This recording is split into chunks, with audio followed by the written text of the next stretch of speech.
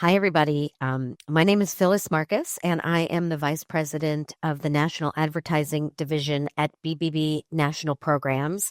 I am with my colleague Mary Engle, who is BBB National Programs Executive Vice President for Policy. And today we're going to be speaking about Made in the USA claims. Mary and I both used to work together at the Federal Trade Commission. That agency has a long history of policing in the Made in the USA space. Here at BBB National Programs, we've seen our fair share of cases involving Made in USA claims as well. So Mary thought we would take the opportunity today to walk through the requirements for Made in USA claims, why they matter, and how to make them. So Mary, before we dig in, can you tell me what the general standard is for Made in the USA claims? Sure. Thanks, Phyllis. So the general standard for making Made in USA claims is that the product needs to be made all or virtually all in the United States.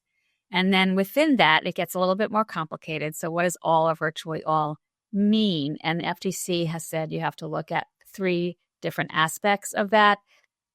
First of all, it means that the final assembly or processing of the product takes place in the United States, that all significant processing that goes into the product takes place in the United States, and that all or virtually all of the ingredients or the components of the product are from the United States. So there's three parts to it, and I know we're going to explore that, but it is a strict standard. It sounds like an awfully strict standard. Based on your years of experience at the FTC, can you tell our listeners a little bit about where this standard came from? Sure. So this standard actually was developed back in the mid-1990s. At that time, the FTC was looking at some products, especially shoes that were claiming to be made in the United States, understanding that consumers often have a preference to buy made in USA products. And there was uncertainty about what it really means to consumers to have, say, something is made in USA. So the FTC conducted consumer research. Commissioned consumer research to get at what consumers understand when they see these claims in advertising. And the result of that was this all or virtually all standard, that's what consumers took away, that there might be de minimis negligible foreign components, but really it needed to be built here with American components. And so the commission put out a policy statement at that time laying out this standard. So the policy statement has been in place for a long time. And is that the only place where we can find guidance at the Federal Trade Commission level? There's a more recent regulation, isn't there? Yeah. So just a few years ago, the FTC actually issued a rule on Made in USA labeling.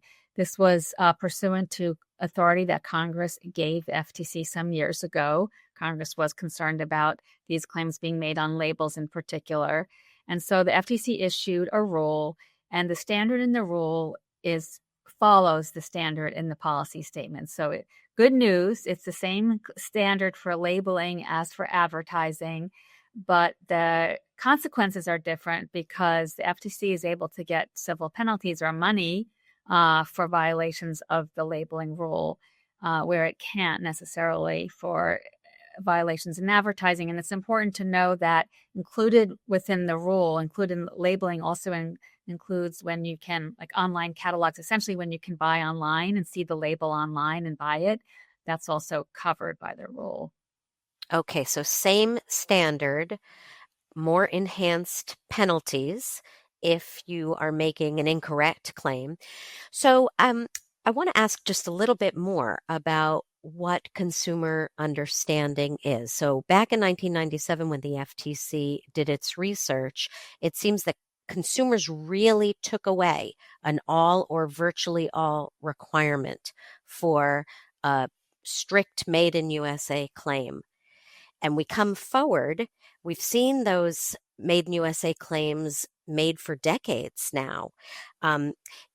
I assume that a consumer seeing the claim now would think the same thing, and that companies want to make those claims because they have an effect on consumers. Do you think that's true? Yeah, absolutely. No, these claims are important to a lot of consumers, not necessarily every consumer, but a lot of consumers are want to support American businesses, American industry, for example. And in order to do that, they have to be able to rely on truthful and supported made in USA claims. So that's why the standard is still in place. It is important to note that um, there is some flexibility with respect to the actual claim you make. Like, let's say you do assemble the product in the US, but you import some components. Well, the FTC does allow for what it calls qualified claims, meaning claims that aren't, it's not just a straight made in USA, but you're adding additional language and explanation onto it. So let's say you could say maybe it has made in USA with 40% foreign components or something like that, or made in USA of wood from Brazil or something. Like, there are definitely ways to, if you don't meet the strict standard for the straight up made in USA claim, that you can truthfully represent the domestic and foreign origin of your product. I like the way you've set that out. So we've got the straight up made in USA claims, and then we've got the claims with some extra explanation. Yeah, no, and it's important because also listeners should know that when you're looking at made in USA claims, it's not just the literal exact phrase made in USA. It could be implied through other terminology, for example, built in USA or crafted in USA or crafted in America, or we're proud to be an American company, using the American flag or an image of the map of the United States with the stars and stripes or something like that. The FTC has said that you really have to look at what they call the net or overall impression of the ad that it has on ordinary consumers. Where consumers look at this, are they going to think this means it was made in the USA, even if you don't use that exact phrase? It strikes me that there are a lot of pitfalls here that we're going to be talking about.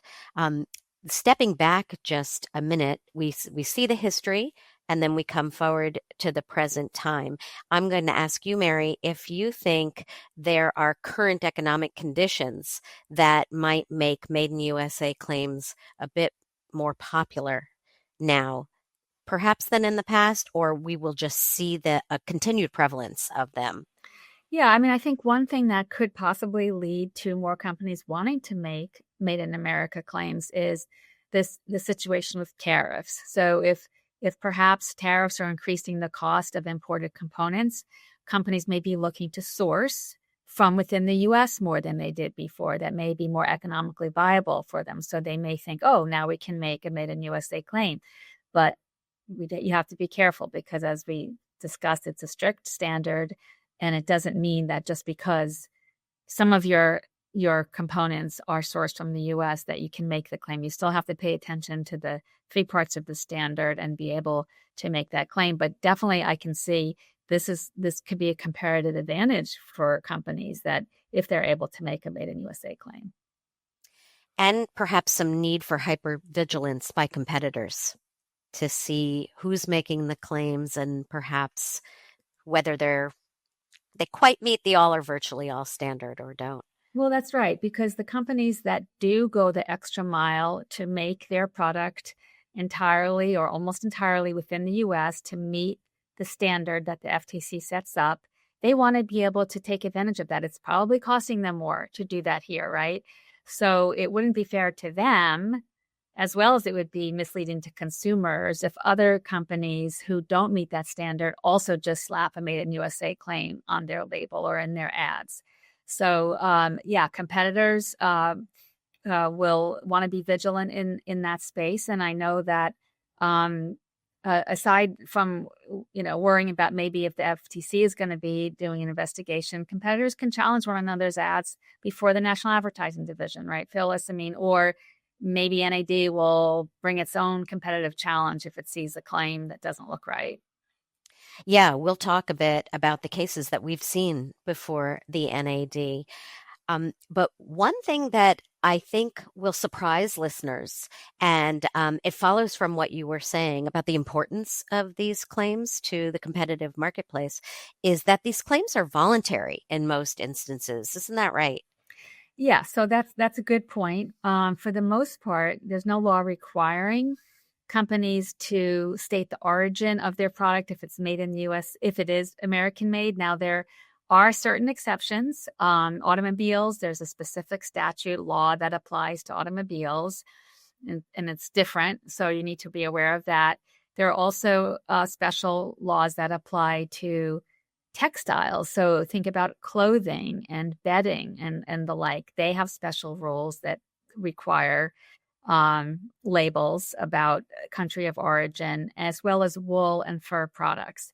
And then there's also a whole set of rules that fall under customs law if they're imported into the U.S. And we're not going to get into that today because that's a different kettle of fish.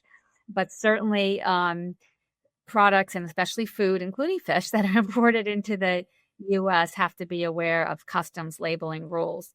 But for the rest of I think about a lamp or a clock or a computer or a desk or whatever that's made in the U.S., at least partially, the standard that it's strictly voluntary, but if you do make the claim, you need to comply with the FTC standard. Okay, so we're keeping in mind that these are choices by companies to designate their products as being made in the USA, and they really have to refer back to that strict standard that all or virtually all of every part of that product and process has to be made here in the United States to qualify for that strict statement that a product was made in the USA. Right. If you're not adding any extra explanation for the origin. Yeah, the so-called unqualified claim. So here at the NAD, we've seen a couple of cases. Actually, we get a fair number of cases every year involving a challenger bringing a case to our attention of a competitor's advertising claiming that a product is made in the USA. Now, the claims don't always present themselves as made in USA literally. So, Mary, you had said before that a company can imply that a product is made in the USA with certain words like produced or created. We've seen born in the USA, built in the USA. There are phrases like true American quality, or you can even use American colors like red, white, and blue to imply that your product is made here. A couple of our cases involve those differences. We have a case involving the native brand products that were claimed to be born in the USA. And the company indicated or pointed to its San Francisco roots and its San Francisco offices as justification for the born in the USA designation. And when the NAD evaluated those claims, we found that consumers are likely to consider a born in the USA claim to be equal to a made in the USA claim, and that the advertiser's attempt to qualify the claim with language about its San Francisco roots didn't quite do the trick to explain to buyers and consumers that the products weren't really all or virtually all made in the USA. So our recommendation was that the born in the USA claim be modified or discontinued. Yeah, so the native case, I think, lines up very nicely. The NAD's interpretation there lines up very nicely with what the FTC has said in its guidance and in some of its cases, that you have to be careful. You may have one aspect that is American, but that doesn't mean you can just say made in USA or born in USA. For example, if the product is designed in the USA, but it is built abroad, you can say designed in USA, made in Italy or something like that. Or you could say designed in USA with fine Italian leather or something like that. You could, there's all sorts of ways to make things that sound appealing.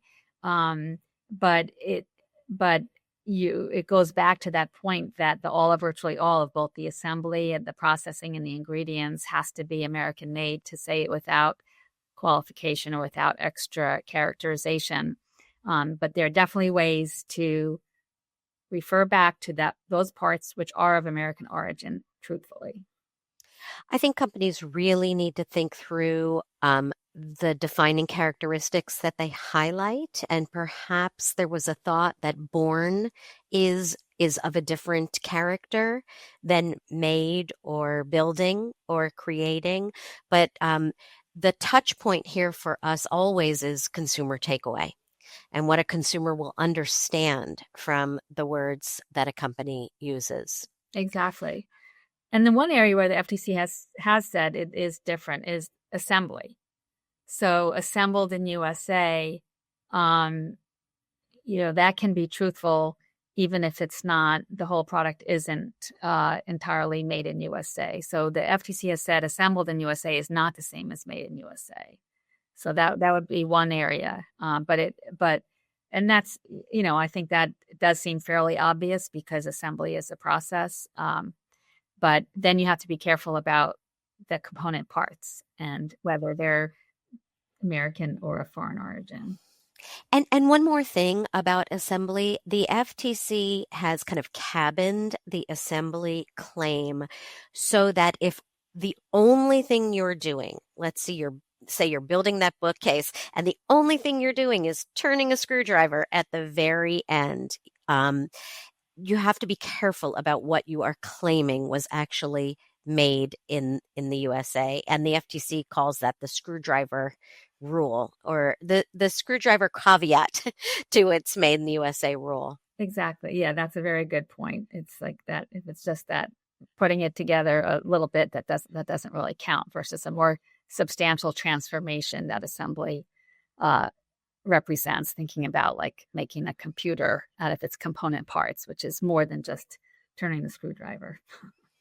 But these are tricky cases, and they do require digging into the components and what is actually happening in the United States and how key some of the foreign ingredients might be to a finished product. The NAD had a case involving a mouth care line of products where one of the key components was dead sea salt that is not sourced in the United States. And it was hard for the company to claim that a made in USA claim would be appropriate for such a key ingredient. And so the recommendation from the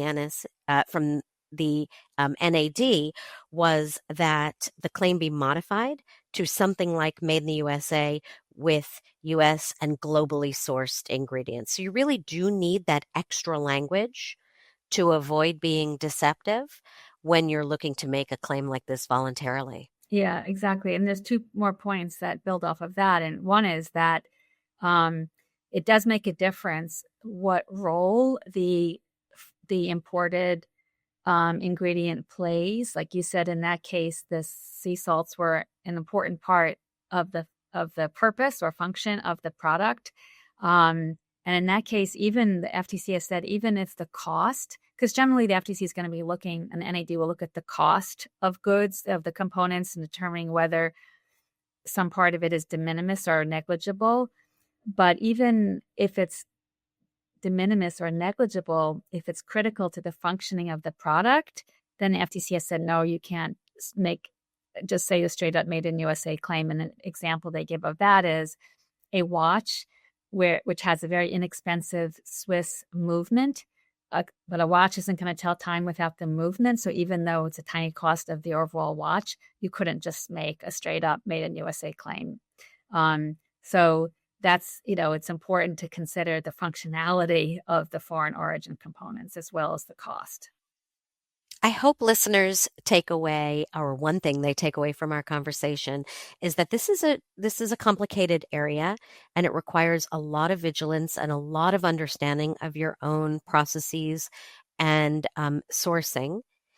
Can companies rely on what their suppliers say? Has the FTC said anything about that?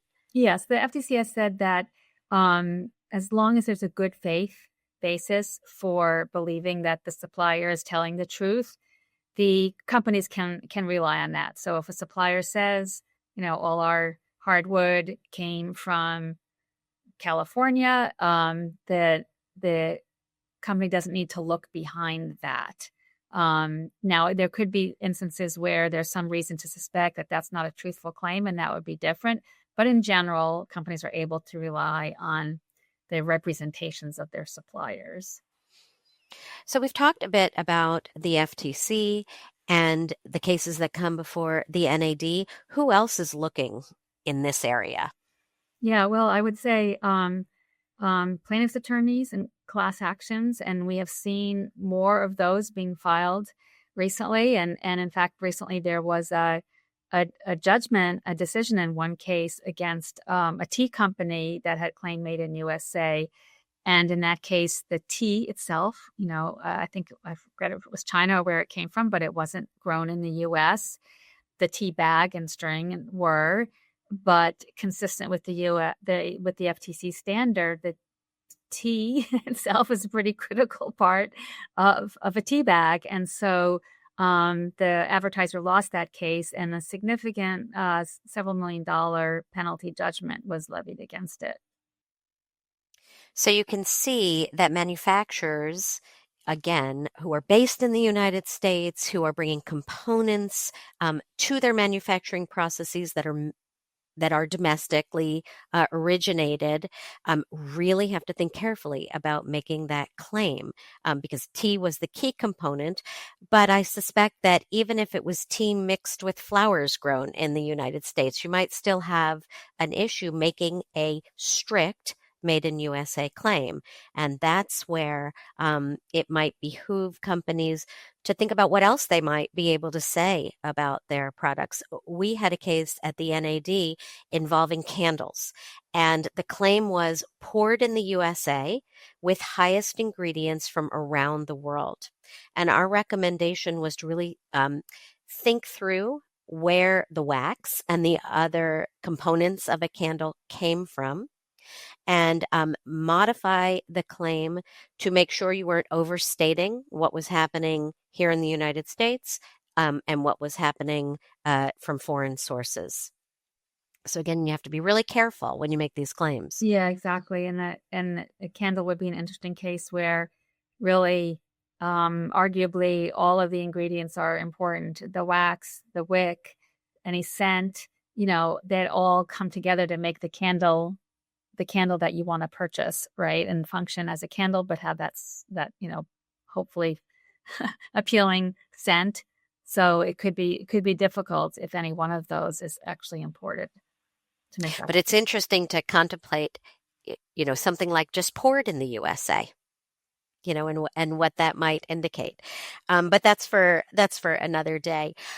Another thing that the FTC has looked at and made clear when they are considering these issues, and they have both a host of cases and hundreds of inquiries and closing letters that are available to the public on the FTC's website, is that companies are able to promote their commitment to American jobs and to highlight the U.S. processes. They just have to be careful in doing so. And so there's kind of a fine line between talking about ingredients and processes and employees and workforce, when you are putting forth what takes place and what happens in the United States. And so we don't want to stifle one thing while we're making sure that the all or virtually all standard is met for these voluntary advertising claims. That's right. And so both the FTC and the NAD, of course, will apply the traditional substantiation standard for advertising claims. The claims have to be truthful, not misleading, and supported with valid, reliable evidence. So all of those will come into play when a company is making a claim about which aspects of its production are American in some way. But like we've been saying, I think it is important to know that it is possible to make a truthful claim that is, it may take several phrases to get it exactly accurate as to the parts or the part of the design process or the manufacturing process or whatever it is that is American. But that can be done, and that can be something the company can tout as its advantage as consumers are looking to support American companies. It's an important area, I think, both for consumers and for American companies, and they should just know, companies should just know that they can, there are lots of resources available, and definitely the FTC has very practical and pretty detailed guidance on these standards. So they should take advantage of those and not just kind of hope that they meet that all or virtually all standard, or that they've qualified their claim in the appropriate way. So let's talk about what the top 5 takeaways are for companies seeking to make Made in USA claims. Mary, what do you think is number 1? So I think number one would be accurate, right? Um, this is a very tough standard. It's tricky, it's nuanced. So you need to be sure that any claims you're making are accurate as to the source and extent of U.S. origin. And in that respect, you need to consider that if you're using foreign origin parts, you've got to be accurate about that level and not overstate or over emphasize the American parts of it if it's not really that significant. Fair enough. Then number 2. So number two is kind of stemming from that, which is be careful about implied claims. As we have been thinking about this, we've seen that there have been cases where companies used terminology that wasn't exactly made in USA, but implied the same meaning using different terminology, sometimes the American flag or a picture of the US map and so forth. So always be aware that you can conceivably be implying that your product is all or virtually all made in the USA, even if that's not what you're directly saying. Number 3 would be keep good records and have proper substantiation for the claims that you're making. Keep vendor certifications, keep supply chain records. Make sure you have a file for the claim so that if someone comes knocking, you can back it up. Yeah, and stemming from that, I think number 4 is to regularly review your claims and your supply chain records, right? Because if something is switching out, it may be that a claim that was okay before is no longer okay. So, and as well, if there's any new guidance coming out of the FTC or NAD cases, you can look to see how certain claims or certain fact patterns have been interpreted. Really regularly review those so that you're up to date. And I would say that number 5 is engage in employee training.